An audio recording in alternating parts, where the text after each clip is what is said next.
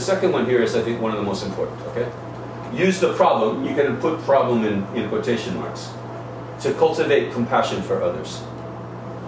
Oh, this is how it feels to have someone walk out on me, you see. This is how it feels to have a relationship go bad. This is how people who have had relationships go bad have always felt. And now I know what it's like, you see. It's kind of unfortunate, but we can't really have the deep compassion for other people's sufferings until we experience it ourselves. It's just kind of theoretical. You know? Oh, it's too bad that, you know, other people lost their job. But when we lose our jobs, then it's like, stop the presses, you know, hold on. So, see, this is how, now I know how it feels. And to then jujitsu that and say, and this is how it has felt for anyone who has lost their job. And I was just oblivious. This is how it feels now. And now I know how it feels. And this is how it's always felt to people who have experienced the same thing. This is how it feels to people who are experiencing that same thing. And to think about someone other than yourself.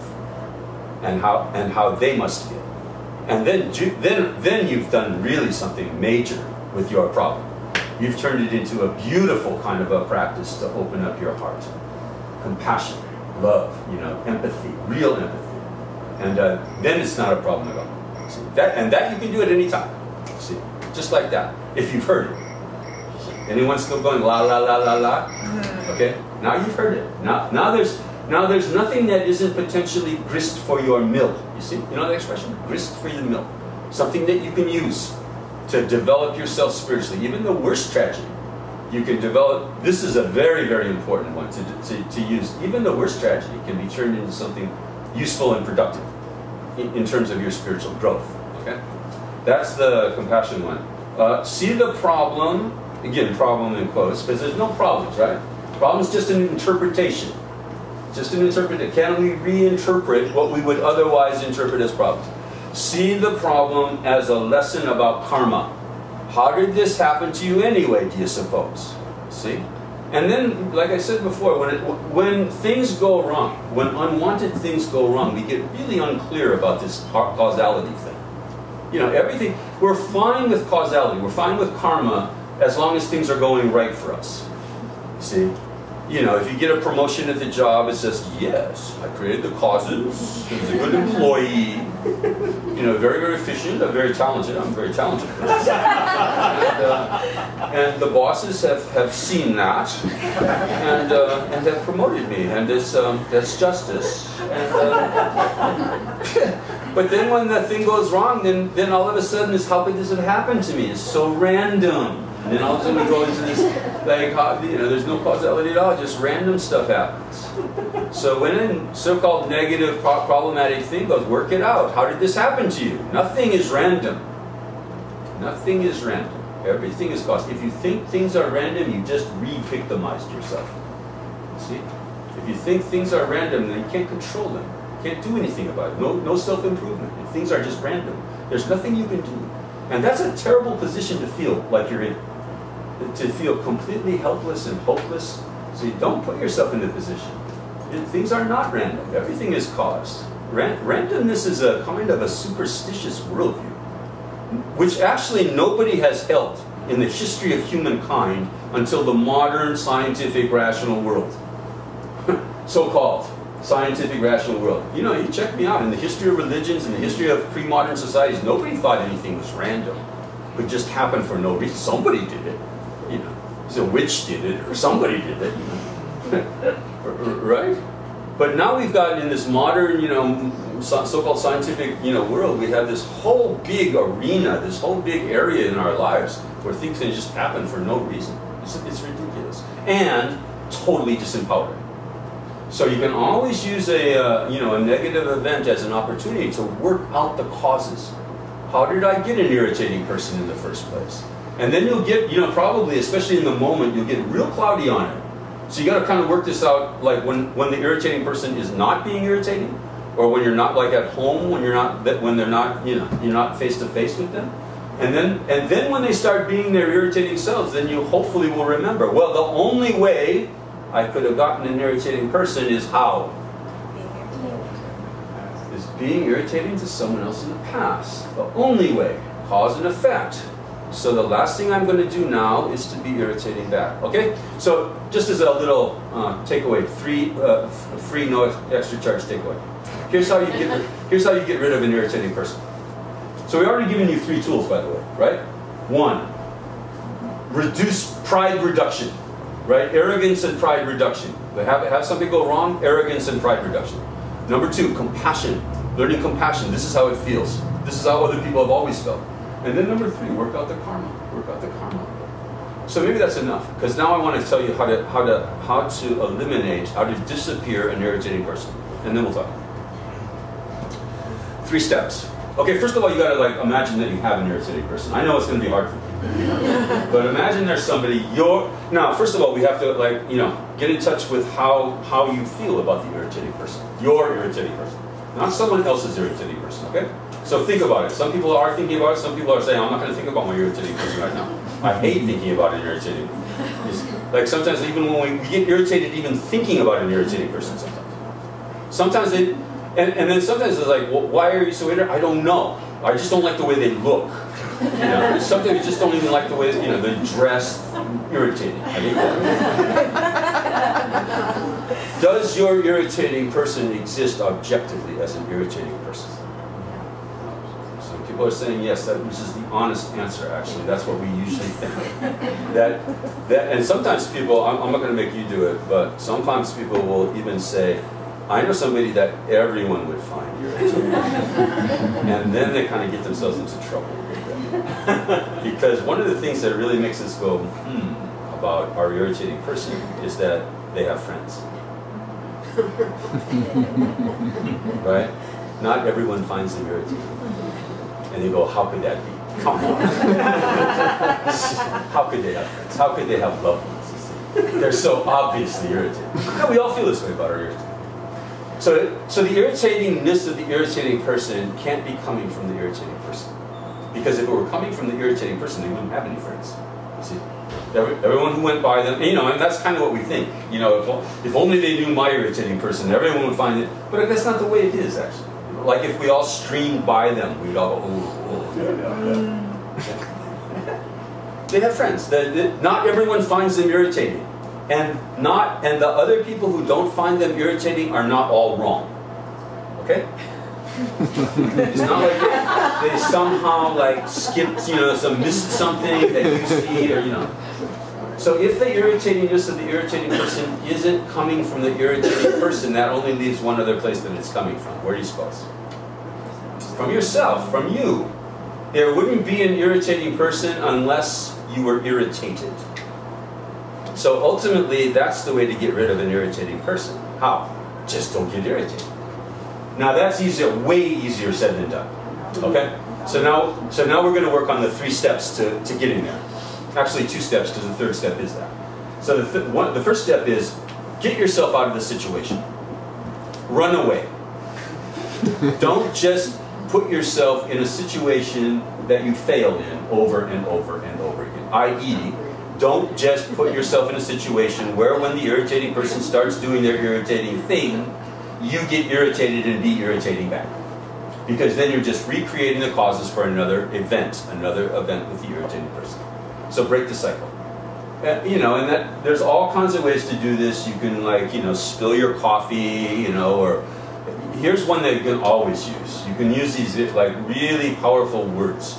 Words have power, right? It's not just actions that have power. Words have power. Here's some powerful words.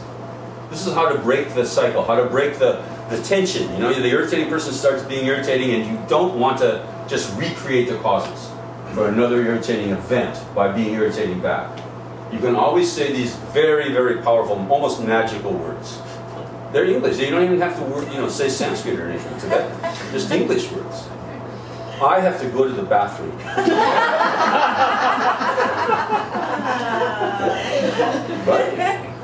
Right? And nobody's going to say, no, you can't. I'm being irritating here, and I want you to stay in. Nobody wants any accidents. I have to go to the bathroom. And then you go to the bathroom, and you and collect yourself, right? You get yourself in control again. And so that's the first step. That's the first step in 3, okay? That's not the end step. Most of us are, you know, if we have any strategy at all, that's kind of it. Is to just try to run away or avoid them or call in sick or something. But, you know, the second step is harder, way harder. And that one requires training. It requires advanced, you know, thought, contemplation, meditation, training, thinking, how did I get an irritating person in the first place? I could only have an irritating person by being irritating back. I'm stupid to be irritating back to an irritating person, just destroying my happiness in the present, creating causes for more unhappiness in the future, over and over and over again like that. In the sort of spiritual gym, you're working out in the spiritual gym, you know, getting some muscles. So step 2 is when the irritating person starts doing their irritating thing, whatever that is. You know, sometimes it's just looking. You know, they just look at you in a way. You go, oh. or they start talking. They say things irritating to you. You just dummy up and take it. And that's hard. To just keep your mouth shut and not respond to irritation with irritation. To not respond to anger with anger. To not respond to violence with violence. This is very hard. Anyone who doesn't think it's hard hasn't tried it. So they start saying their whatever it is, their irritating thing, and inside your mind a riot is going on. A riot of all kinds of 4-letter words and 8-letter words and 10-letter words. And you know those words. And inside your mind those words are going on. But your mouth, out of your mouth, nothing happens. Nothing comes out of your mouth. So since this is a yoga studio and all, you know, I've actually invented an asana. You know what an asana is, right? That's a posture, physical posture. So you can also say, like, excuse me, I'm a yogi. I come to the yoga house here in Piermont, and I've learned an asana, especially a useful asana. Down facing dog's okay, but this one's a really good asana. This is the how not to say anything asana when somebody's being irritating. So you say, excuse me, I have to adopt my asana. What is it? So say mukha, bandha. Asana. Mukha means mouth. Bandha, lock. Keep it shut. Mukha bandha asana. And you know, maybe you need assist once in a while. And you just take it, okay? And then you go back, and that's really hard. Then you go back and you know, drink some electrolytes and I don't know what else. Take a shower and you know, rest, and then like continue your training. Continue your training of like, it's really stupid to be. Then you start working at a higher level. Not only is it stupid for me to get irritating back at an irritating person, but then you start thinking, well, what kind of a person is this irritating person? You know, they're a person just like you, just a human being, just like you. And you know from the times that you've been irritating, and then nobody raise their hand and go, I've never been irritating. If you have an irritating person, it's proof that you've been irritating. Okay? Nothing happens nothing just randomly happening. Okay? So you know what it feels like to be irritating. You're not happy when you're an irritating person. Have you noticed that? Happy people aren't interested in irritating other people. Happy people are interested in other people's happiness, joining in, you know. Misery loves company. And happiness loves company too. So you start thinking, what kind of a person is this person? This is not a happy person. This is not a person who's having a nice life. If they, you know, they're willing to do these kinds of things, say these kinds of things to me, it's proof that they're, you know, not happy. So then, when you've like figured that out, and not just like intellectually, but you know, kind of deep in your heart, then when so then step 3, when the person formerly known as an irritating person, okay, because they're not going to be an irritating person anymore. The person formerly known as an irritating person starts doing that thing that was formerly known as irritating. Instead of being irritated, you say, you rehearse it all and go, what an unfortunate thing that this person is so unhappy, that they're feeling this that they're willing to say these kinds of things, do this kind of things to other people. It's so unfortunate. I remember when I was like that, when I was irritating, when I was unhappy. And instead of being irritated and being irritating back, you develop the compassion. You develop the real human response to a person who's unhappy, which is to feel sorry for them. Compassion. What can I do?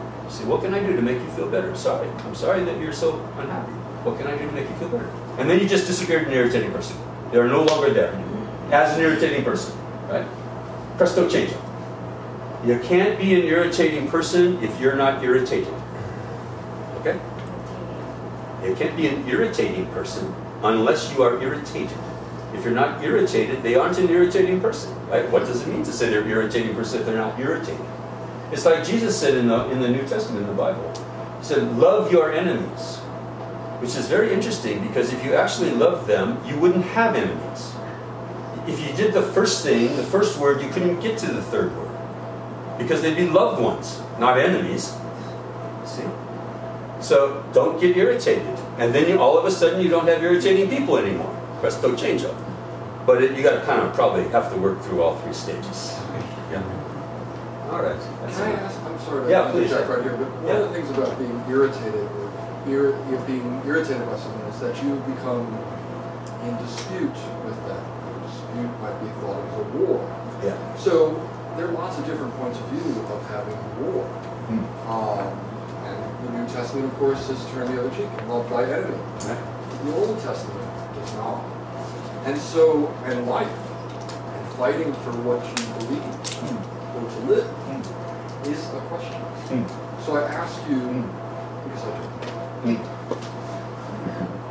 war, I'm irritated. Let's make it big. Let's make the question not just this person who's irritating, but let's make it the enemy. Yep. The enemy. The enemy, right? I mean, the enemy. There are like real enemies, right? There are people who are doing things to other people that are okay. That are harming other people. Harming other people. Do we stand up and fight them, or do we turn the other cheek? Yeah, no, it's a good question. My understanding of this is, Gandhi was a good example of this. It's not passive.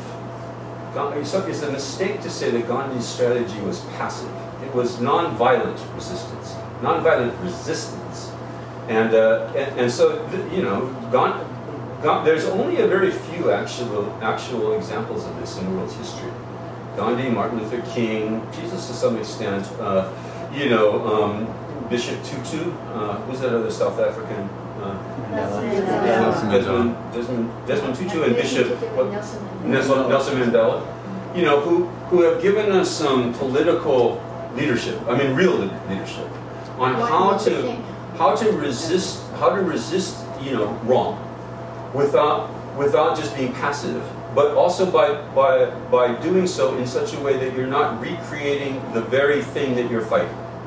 If you're fighting violence, recreating it through violence is not going to solve it.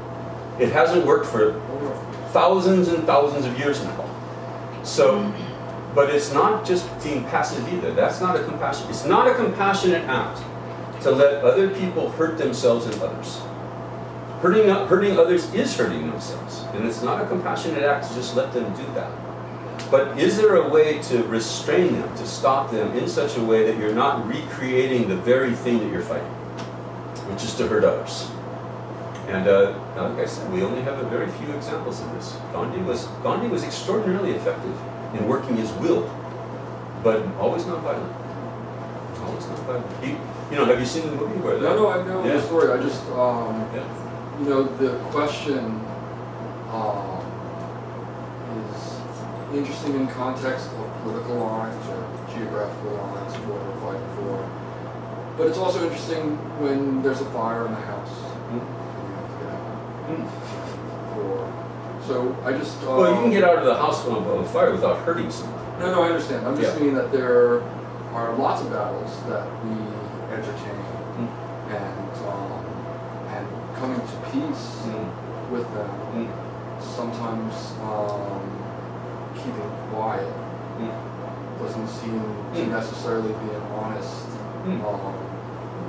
choice. Yeah, like I said, it's important to stand up to injustice when you see injustice being done. It's important to stand up to try to help people who are hurting themselves by hurting others. It's important to try to restrain them.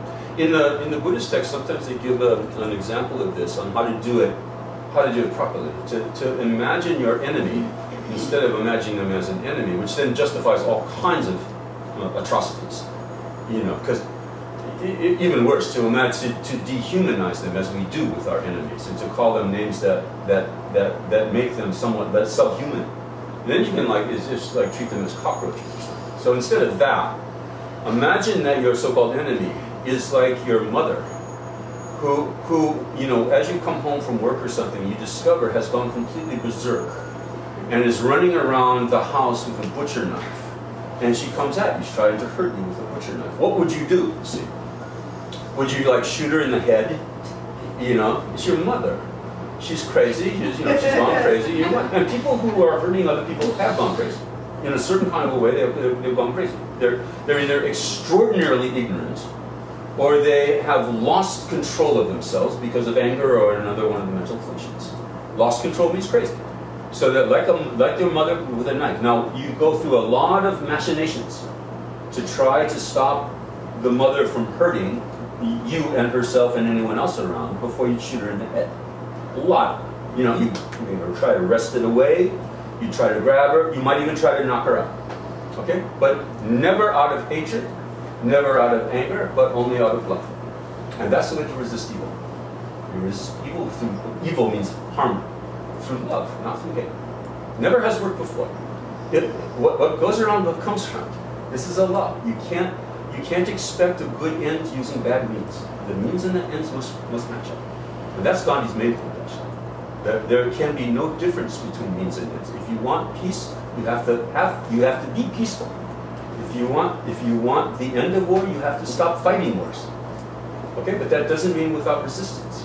Without resistance. So I recommend that, you know, I studied Gandhi for quite a while in graduate school, and he's an extraordinary thinker on this kind of thing. And not just thinker, of course, but and very effective. You know, works, which is kind of important. Yeah, there are maybe two things. One is I certainly understand, you know, Gandhi's nonviolence and absolutely, you know, the epitome of what that action was, and the power that he had to bring other people to that action.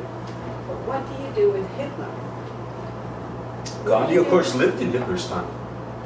Gandhi lived during the you know, the Third Reich, and he was asked that question too, and he said, Hitler, the Nazis are no different than anyone else. They're human beings, and they are fundamentally good. See, that was kind of the assumption that all beings are fundamentally good. They're deluded, they're making huge mistakes, and it's our job to point that out to them, but never violently. Okay, even with the Nazis, even with, you know, there's nobody who's beyond the pale of being reached. See, the main effect was to point out, was to show his opponents, to point out their own conscience. You see, to point to their own conscience, and to say, you know, you guys know at some level this is wrong, right? You know, but you have to awaken people to that. And Gandhi was, Gandhi was convinced there was nobody, including Hitler and the Nazis, who didn't still have a conscience, who didn't still know that putting people in, you know, in ovens and stuff like that is wrong. I mean, at some level they knew it was wrong. And Gandhi said, you got to point that out to them. You have to resist it, but not to meet wrong with wrong, not to meet violence with violence. It doesn't work. Yeah. Yeah, you. So, talking about karma, and I want to believe, the good out, good comes back. The bad out, bad comes back. Yeah. But bad things happen to good people.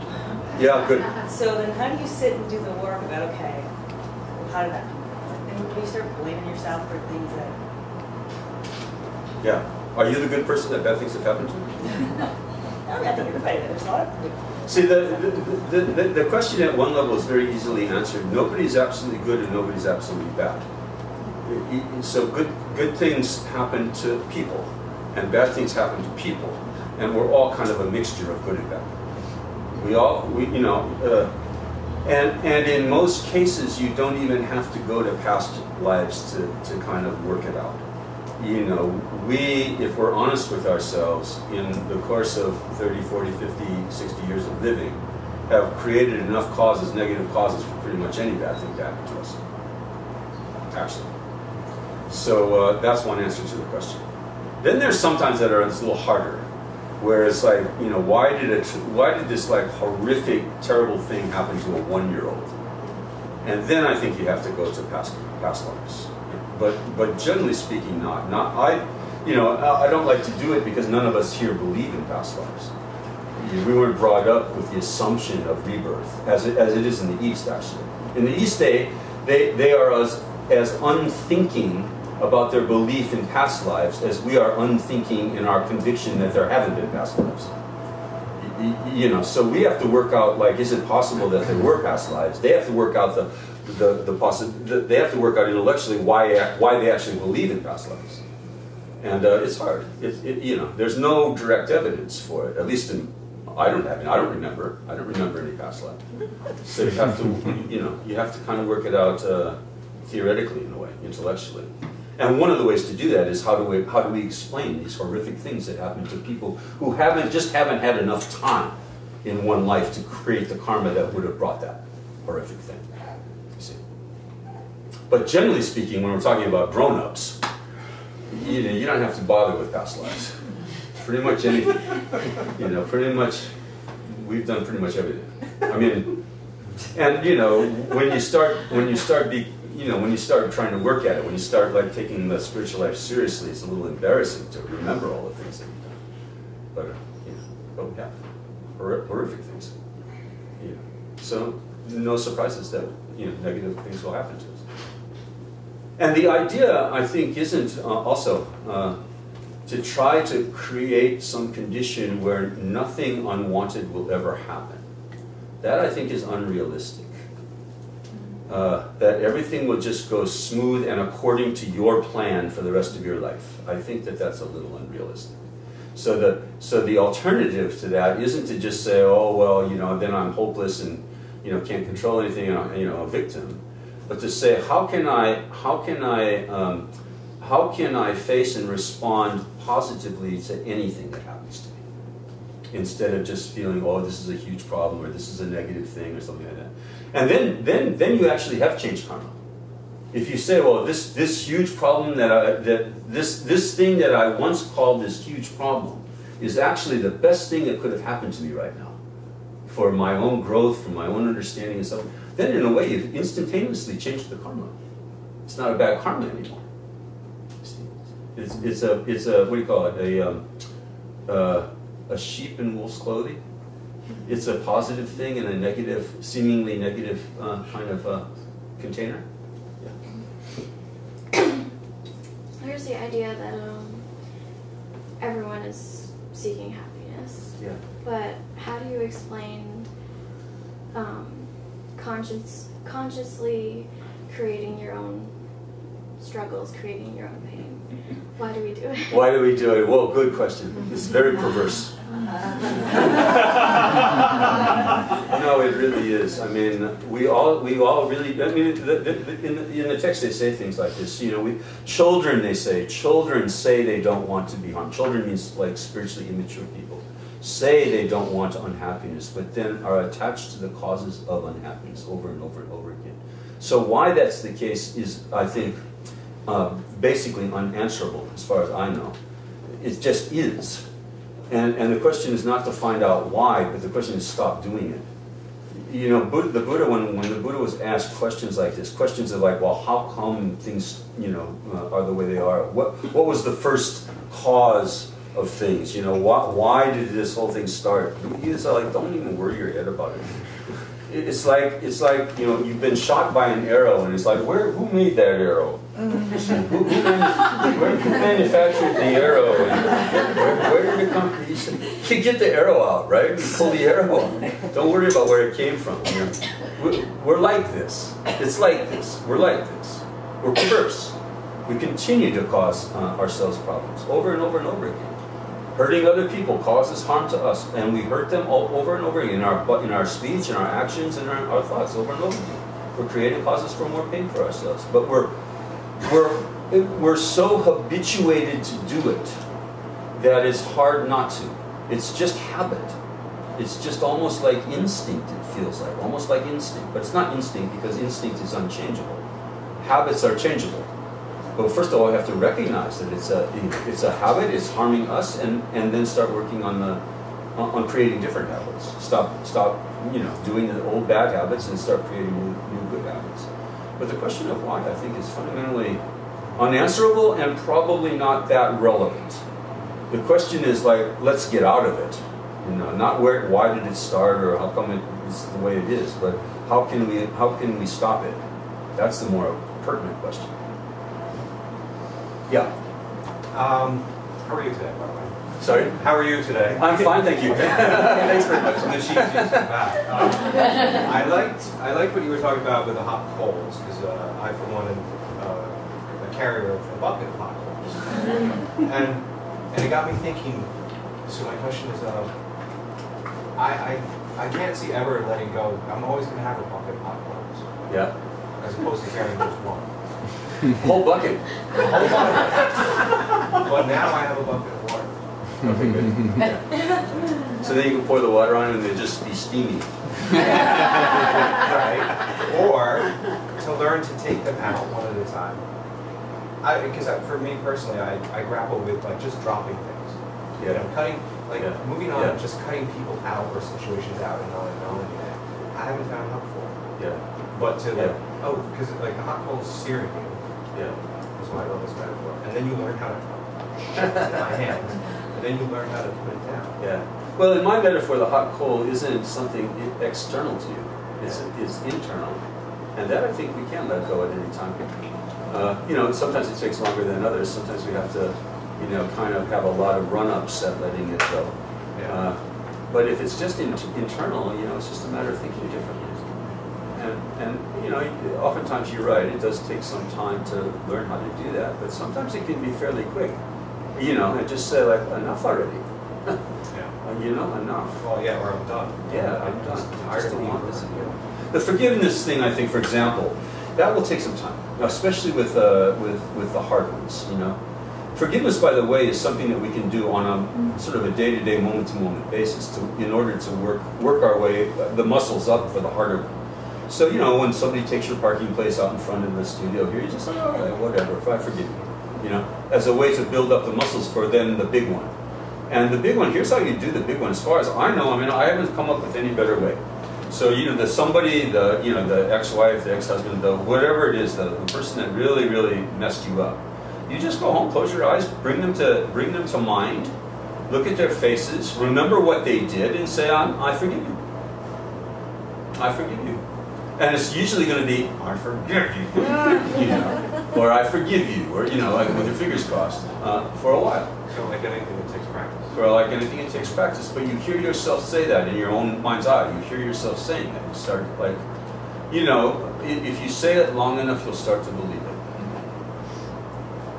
And when you believe it, then that work is gone. That work is done. Then that coal has been dropped. When you believe it, I forgive you, I let it go. I've not found in Buddhism any discussion of what if the bucket of hot coals is related to guilt and regret, to not being a victim in the past, let's say in the present, as not thinking of being special as a victim or as a victim. As far as I know, there's no word in Sanskrit, at least. I'm not sure about Tibetan. I don't know Tibetan. But there's no word in Sanskrit that translates as guilt. It's just a word. It's a concept foreign to that part of the world, to that culture. There are words that mean regret. So there's a difference between guilt and regret. Guilt is totally unproductive. Guilt is not useful. Guilt is just kind of this masochistic whipping of yourself over and over and over again, with the idea somehow that that's going to help, and it doesn't. It doesn't help you, and it doesn't help the people around you. It doesn't foster change. Regret fosters change. So good, healthy regret means like this. It means, I wish I hadn't have done that. It was stupid that I did that. It was harmful to myself and others that I did that, and I'll try not to do it again. Guilt is just, oh, I'm such a bad person. I'm such a bad person. So I had a therapist friend who once pointed out that sometimes we feel guilt so that we don't have to feel regret. You see, if we just beat ourselves up long enough, then maybe we don't have to change. We don't have to try to restrain ourselves from doing the same thing again and again and again. So here's another image that you might remember, that might help you remember. Regret is how you would feel if, somebody gave you a glass of water and you took a drink and you talk for a while, and then somebody raises their hands and go, "Oh, we forgot to tell you there's arsenic in that water." You might feel some regret about, you know what I mean?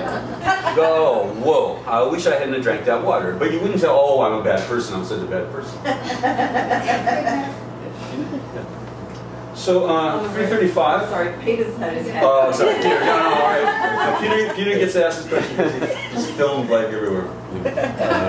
I wanted to ask about spiritual bypassing. Yeah. And if you've been exposed to these ideas for a while, I think you get the mental understanding maybe before the emotional understanding. So you could be in a situation, and there's like this danger, I think, of like talking yourself out of how you really feel. Like, oh, this is coming from me, and like pushing, not really processing the feelings. Just wanted to ask you about that. For those of you who haven't heard, this is kind of a sort of a concept that's in the air nowadays, spiritual bypassing, which is kind of for goody two-shoes spiritual practitioners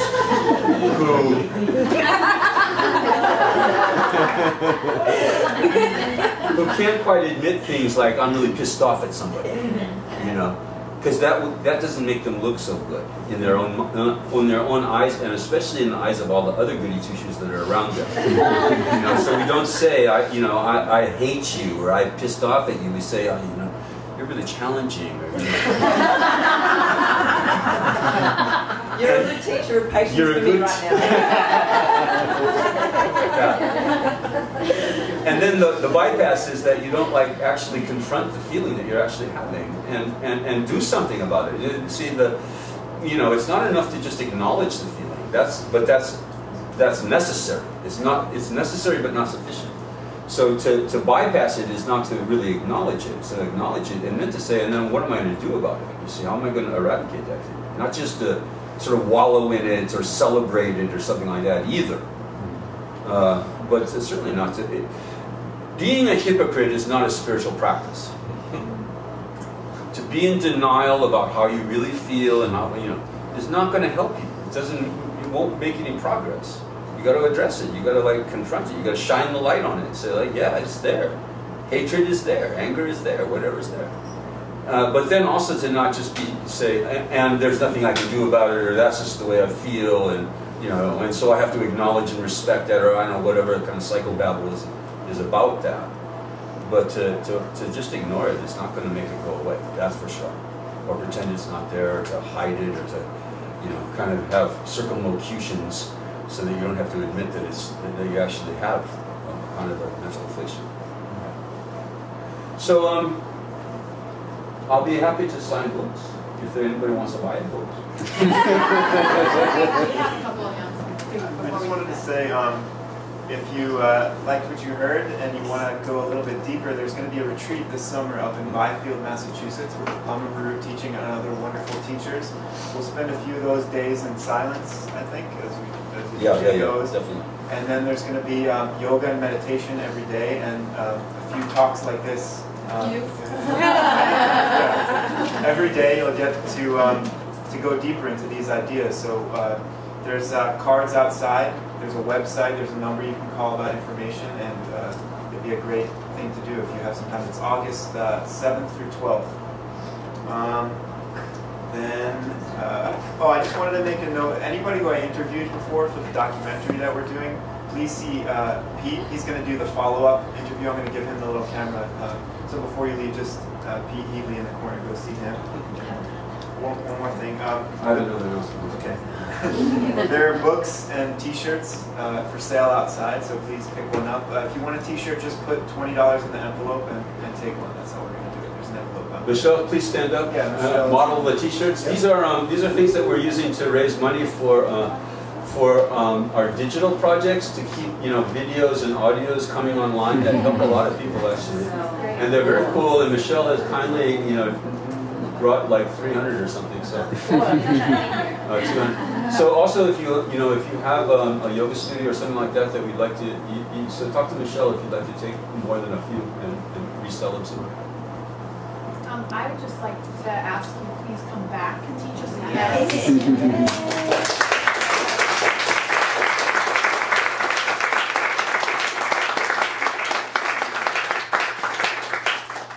So I I'd just like to ask you to continue to support this place, this studio. You should think of this as your place. This is your safety, your refuge here in in a world where there are not many places like this. So try to keep it going. Help them. Help these guys. Thank you, everyone.